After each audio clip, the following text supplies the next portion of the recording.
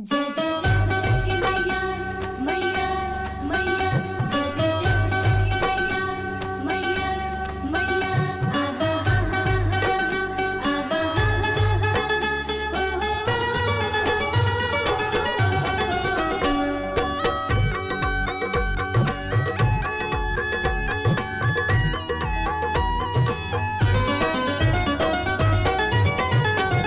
छठी माई के छठी माई के हम गोहराइले, छठी माई के गीतिया गाइले। छठी माई के हम गोहराइले, छठी माई के गीतिया गाइले। छठी माई के गीतिया गाइले, छठी माई के गीतिया गाइले। छठी माई के गीतिया गाइले, छठी माई के गीतिया गाइले। छठी माई के व्रत उठाइले, छठी माई के गीतिया गाइले। छठी माई के हम गोहराइले, छठी माई के गीतिया गाइले।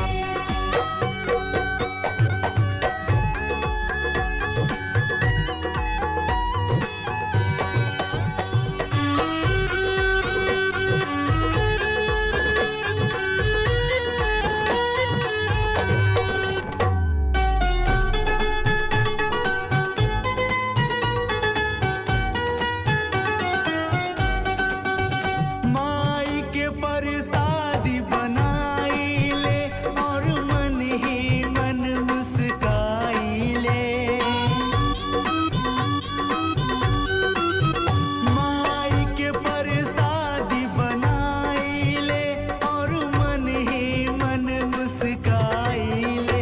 नारियरिया नारियरिया नारियरिया उखिया मंगाइले, छठी माई के दिल में बसाइले। छठी माई के हम गोहराइले, छठी माई के गीतिया गाइले।